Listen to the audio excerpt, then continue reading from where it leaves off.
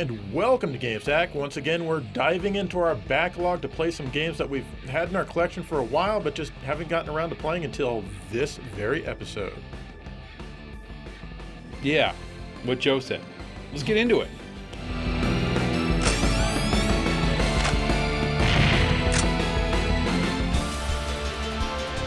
This is Hang On GP from Sega for the Saturn.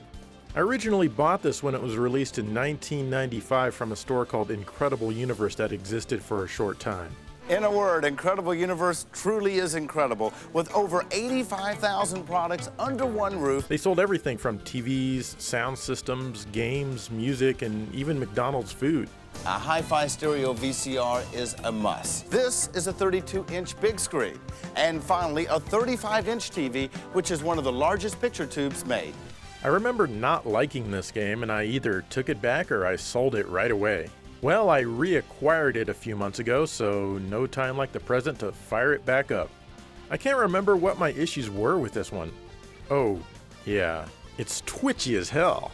It doesn't take much for your bike to go tumbling across the road. Also, look at the graphics. There's so much polygon warping going on that you'd be forgiven if you thought that this was a PlayStation game. The only thing that this has in common with Hang On is that there are motorcycles in it. The original Hang On and especially Super Hang On were both much better games. In those, you raced against the clock, but in this one not only do you race the clock, but a bunch of other riders on looping tracks. Since I have slightly more patience now, I was able to take the time and learn to control the game properly. You have 3 tracks to choose from. Beating all of these unlocks alternate versions of those 3 tracks. Beating all of those unlocks a super bike. There's really not much more to the game after that except for time trial and endurance mode, which you go for the best times and the most laps respectively. So I'll admit this game isn't as bad as I remember it. And honestly, the music is pretty good. The sound quality itself doesn't fare as well though, as there's occasionally some distortion cracks.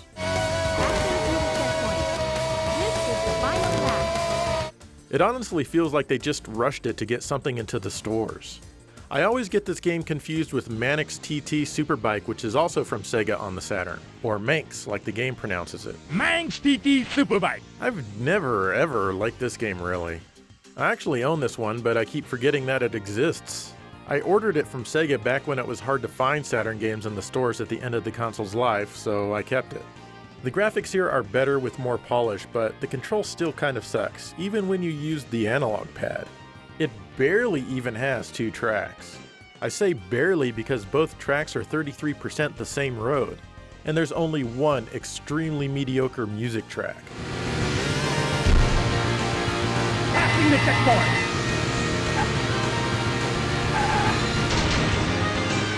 Not much to do in this one really, except for be sad. Because of this, I say that Hang On GP is a better Saturn motorcycle racing game, though it's still not amazing.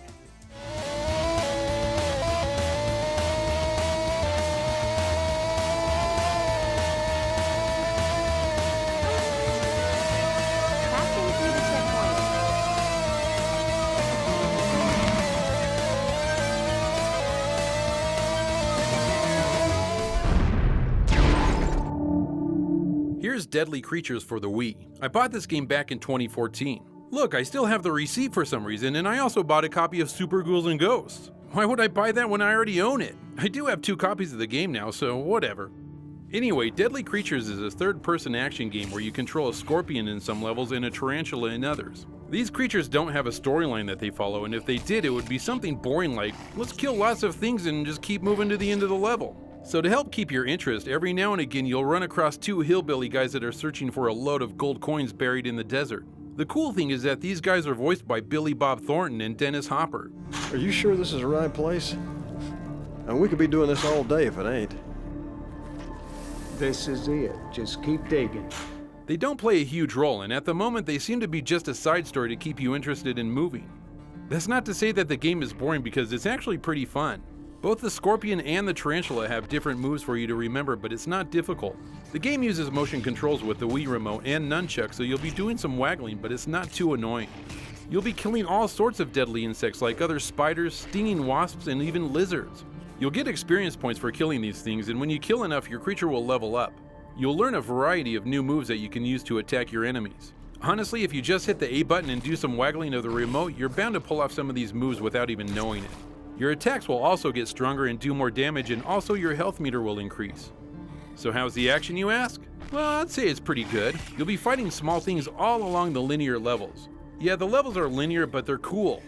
Eventually you'll get to the end of the area, where sometimes you'll fight something big, or sometimes you'll just move on.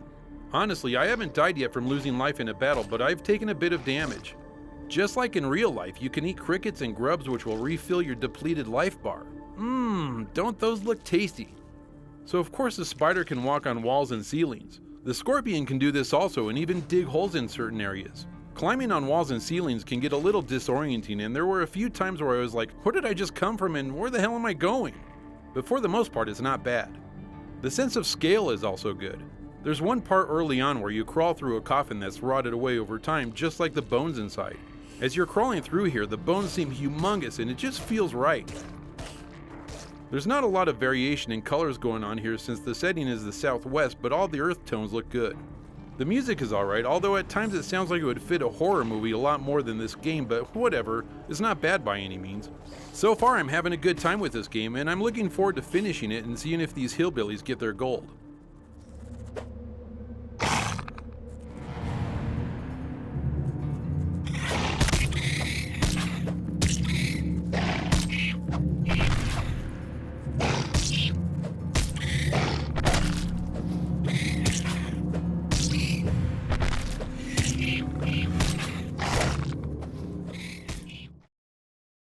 Alright, Deadly Creatures, it looks pretty good for a Wii game. Yeah, I'm glad I bought it and gave it a try. It's definitely interesting to say the least, so. Yeah, but it's still a Wii game. Well, it's true, and there's a little bit of waggle here and there, but you get used to it.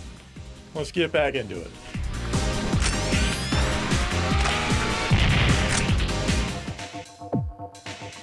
How about Crime Killer on the PlayStation? This was sent into the show and it absolutely sucks. Your goal is to kill crime until it's dead, and you do this using your police car. You drive around the city finding targets to destroy, but it's tough to look at your map and drive properly all at the same time. You're not even allowed to kill civilians, which makes the game way less fun. This can be tough because even bumping into them can make things explode, and you'll be bumping into every damn thing thanks to the crappy controls. But even if you manage to avoid this, it just goes on and on and on, and it never ends. I'm on stage 3 and I'm still driving around the same tiny ass city doing the same boring crap. The only good thing about this game is the FMV intro story. It's amazing. Back then, I was just a kid, so it was all just a game. I never thought that a few years on, I'd be playing it for real. Time to hand in your badge, son. Have a nice day. See you later.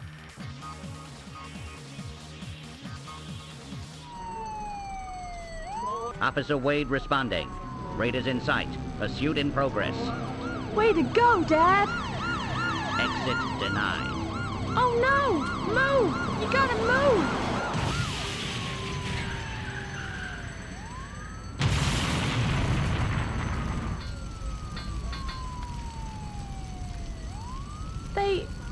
They killed him. They killed my dad. They killed him. Wow, so touching. The cover boasts that it runs at 60 frames per second. And yeah, it's true. But other than that, there's nothing here at all. I wish I could like this one, but it just doesn't seem like a lot of love was put into it.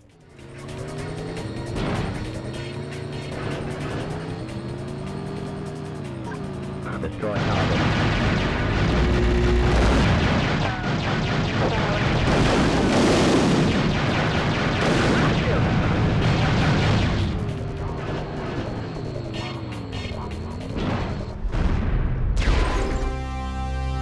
I hate the Wii, I really do. But that doesn't mean it doesn't have some good games. Broken Sword Shadow of the Templars Director's Cut could be one of them. I bought this nearly a year ago on the recommendation of a friend. You play as a French journalist who's been called in to do an interview. You encounter a creepy mime once you get there, but hey, it's France, so I'm guessing mimes are just probably everywhere. Once you get inside, the person that you were going to interview gets shot and killed by the creepy mime. Now it turns into a point-and-click detective game that kind of reminds me of Phoenix Wright or something. And I'll tell you, I love games like this. Using the Wiimote, you move your cursor over areas that can be inspected. You have a few different options depending on what icon appears. You can walk around the room, inspect objects, and even take things and the like. Of course, pretty much all of the things that you can take you'll be able to use elsewhere at some point in the game, like a key for opening a safe. Or maybe you'll need to create a new item, like rolling a cylindrical stone on some paint and paper to make a new clue for you to pursue. The graphics are great even though they're only in the 4:3 aspect ratio. They're pretty sharp, well drawn, and have a surprising amount of animation. There's not a lot of sound and music, but the characters here are all voiced, and they're done well enough. I was stoked because this was actually turning out to be a good game. But then the puzzles came into play. I'm not a huge fan of puzzles like this, and they really add nothing to the game for me. But the main issue is that using the Wiimote makes it even less fun. I mean, it just works horribly. At one point, you literally have to rotate the Wiimote to turn this thing back and forth, and it just would not rotate to the right very well. You can't just hold it and drag, you actually need to twist. It gets really laggy and then the puzzle resets. You have to rotate this puzzle back and forth way too many times, and I just couldn't do it without the puzzle constantly resetting. And it was here that I just decided to stop playing. It's really too bad too, because otherwise this is a great game. And like pretty much every Wii game, this would be a lot better if it were on any other console except for the Wii. Fortunately, it's an older game that's on a lot of other platforms like the DS, where it would probably work better. For a room full of junk, that was one very sophisticated lock system. This place was definitely fishy, in more ways than one.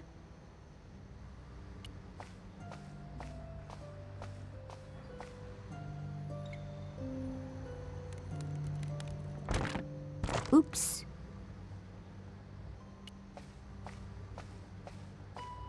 I'd wrecked the skiff. Not that it was particularly seaworthy anyway. This is Gianna Sisters' Twisted Dreams, the director's cut for the Wii U. I bought this game back in 2013 when it came out after looking at the back of the box figuring it would be a fun platformer. If you don't know about the history of the Gianna series, the first game came out in 1987 on the Commodore 64 and other computers of the day. It's a blatant ripoff of Super Mario Bros. Right down to the first level being almost exactly the same. After a lawsuit by Nintendo, the game was pulled. A lot of fan-made sequels were made and an official one on the DS that was released in 2009. In 2012, a Kickstarter campaign funded Twisted Dreams here. A digital version was released that same year, and in 2013 a physical copy was released on the major platforms. Anyway, the only thing I'm thinking right now is why in the hell did it take me so long to play this game? It's really cool. Gianna's sister Maria is taken by a huge dragon and from the looks of it, eaten. Can you save her in time? My guess is that the dragon's stomach acid will dissolve Maria long before you have a chance of rescuing her, but you gotta try anyway, right? Gianna's interesting because she can transform from a nice girl to a punk girl with a push of a button. This changes everything about the game, as you can see. Firstly, you'll notice that the backgrounds change. The nice Gianna platforms in a world that's decayed, unkept, and for the most part creepy with scary looking enemies. The punk Gianna is in a nice picture-perfect world that's beautiful to look at and full of nice things in color and enemies that aren't scary, like a fat owl for example. The backgrounds change so often on every level that at first I thought this was too much and that it really disrupted the gameplay. Mainly because I wanted to stop and take in the graphics because they're really very well done and there's tons to look at. You can also open up close paths just by transforming the background. The music changes seamlessly back and forth with the backgrounds and is simply an amazing soundtrack all throughout.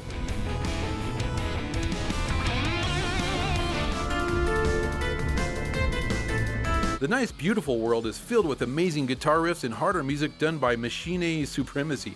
Sorry if I mispronounced your name, but I've never heard of you before. But make no mistake, I'll check you out because I really like what you've done here.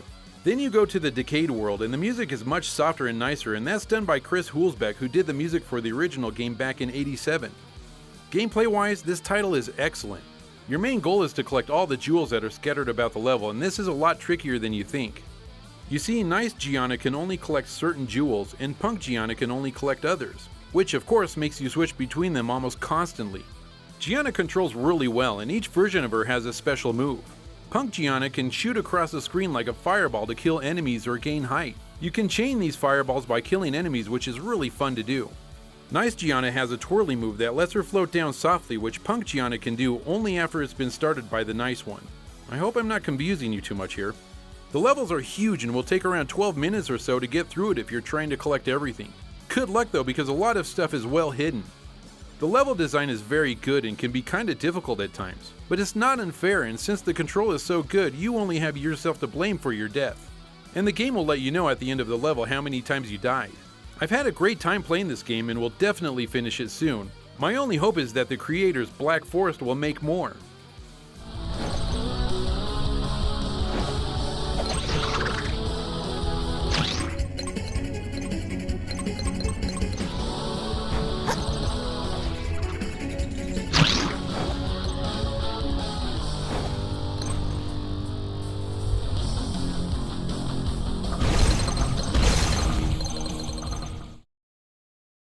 Wow, I've never seen a Gianna Sisters game until right now. So, and it's interesting. I mean, that's hard to believe since it's on a lot of systems, and I think it was fairly popular. It got a lot of good reviews. I've heard of it. Besides my good review, of course. Yeah. So, but I just haven't played it, and I haven't really looked into it until now. Okay, well, buy a copy.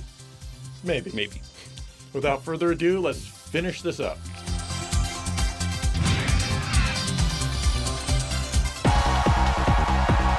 I bought Time Crisis: Raising Storm for the PlayStation 3 for cheap back when we were making the 32-bit Light Gun episode a year and a half ago. I had forgotten that I even owned this, and I got pretty excited to play it when I was browsing my collection for this episode. First off, you can use the Move dildo to pretend you're playing an actual light gun game. The arcade mode isn't bad at all. You shoot things, you reload, and you even have a shield which can block enemy attacks. You know when they're about to attack by the big red crosshairs on them. If you don't kill them or put up your shield in time, you'll take a hit. You've also got an in-game fanboy who's totally blown away by absolutely everything that you do. Crazy skills, Alpha 1! Alpha 1! Awesome! However, as I was playing, I found that the accuracy of the Move dildo would change every minute or so, and I'd have to reset it by holding the select button. Other than that though, it's a pretty fun game to play through, though it's pretty short with only 3 stages. And your wrist will start to hurt pretty soon since that's what you're using to aim.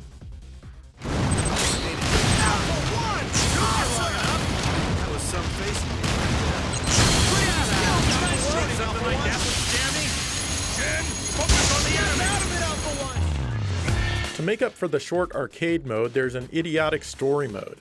It feels totally tacked on, even though they probably put a lot of work into it. I tried playing it with the Move at first, but honestly, I think I'd rather have a broken arm than keep playing it this way. You've got to use that and the regular controller at the same time. So I exited out of that and restarted the game with just the standard controller. And it's a basic first-person shooter. Not exactly the first thing that comes to mind when you think of Time Crisis. And this one has something called G action where you're supposed to tilt the controller upwards at certain points. I couldn't get it to work and it's totally dumb anyway. I'm not a big fan of first-person shooters in general, but even I can tell that this is a really bad one.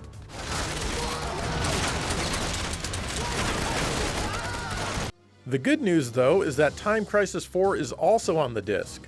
I had played this one a long time ago when a friend let me borrow it along with the GunCon 3, which is extremely cumbersome. But for this disc, they added support for the Move. And honestly, I feel that it works really well here. Never did it lose any accuracy as I played. But who knows, maybe that's because I moved my PlayStation eye camera to the top of the TV after I played Raising Storm. And again, this one only has 3 stages.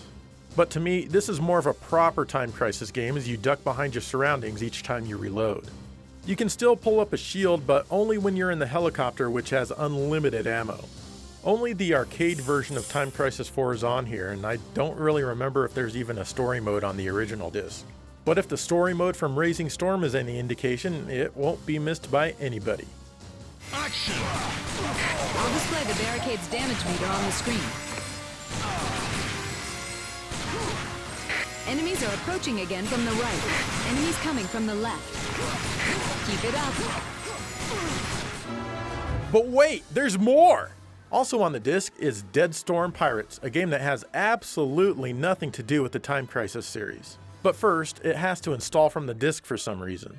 No, it's not downloading because my PlayStation 3 isn't connected to the internet here, and it's the only one of the 3 games that actually needs to install. And this just might be the best game in the package. You're pirates after some treasure, and all sorts of crazy things try to stop you. There's no reloading in this game, ever. You can just hold down the trigger and fire away. It sounds nice, and it is, but that doesn't mean it's super easy. Sometimes you need to take care of some wheel action.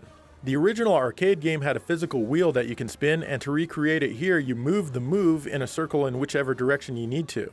It's not perfect, but it works better than I thought it would. After the first stage, you can select where you go next, and it's longer than any other game on this disc. Well, maybe the story mode of Time Crisis Rising Storm is longer, but I don't care about that, and neither should you.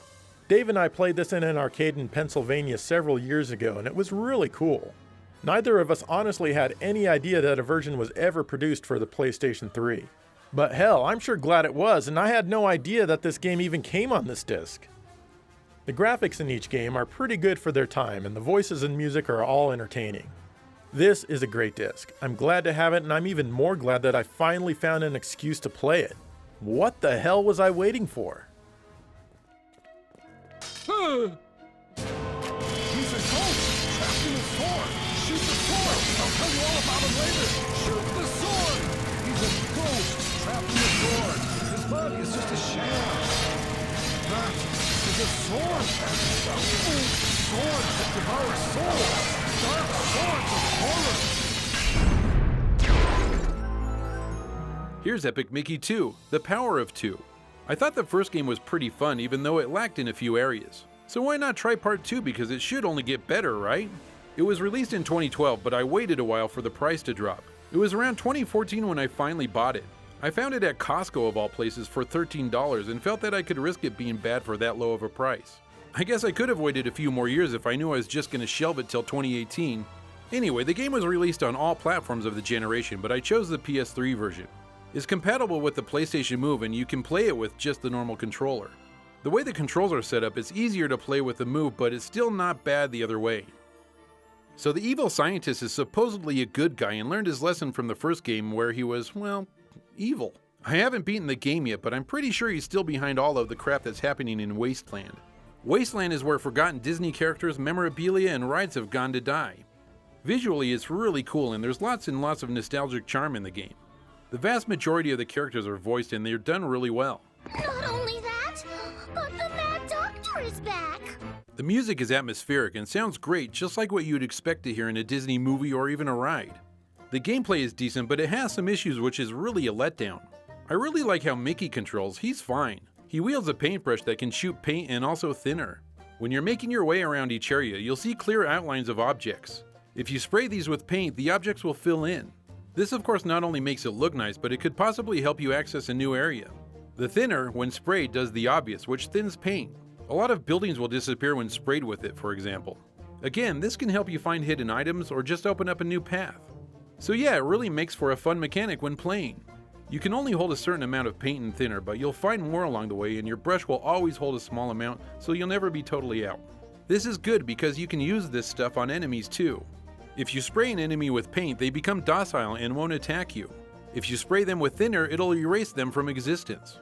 But if you don't want to do either of these, a lot of the smaller enemies can be killed with a spin move that you have. For part 2 here, they made Oswald follow Mickey around to help him through the levels. Unfortunately, if you're playing by yourself, Oswald is controlled by a fairly stupid AI. Sometimes he works great and will do what he needs to do right away, and other times, well, he's just not helping. So yeah, it's very annoying at times, but eventually he'll figure it out. You can also play 2 players where one person controls Mickey and the other Oswald. This would actually be pretty fun. I'll never know because I'm sure Joe won't ever want to play this with me. I'd play it with someone else though. Hey! It's not all bad as there's some side-scrolling levels thrown into the game that play pretty well but are amazing to look at. I wouldn't mind a full game with just these levels and nothing else except a bit more polish. In the end, I did find quite a bit to like about this game, but the sometimes worthless AI of Oswald really brings the fun down. I do plan on finishing this game though, more because I'm a fan of Disney and less because of the game itself.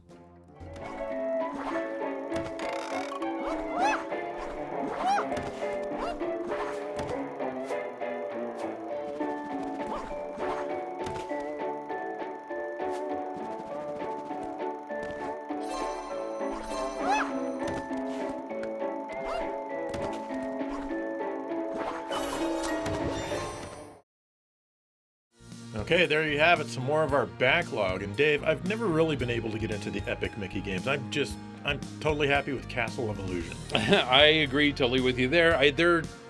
There's something about it that's a little bit different, and like I said, I think my fandom of Disney makes me want to play the game more than just the game itself, so that might be part of it. So I don't know, but maybe you should give it another shot. It's not bad. Well, let us know what's in your backlog, and in the meantime, thank you for watching GameSack.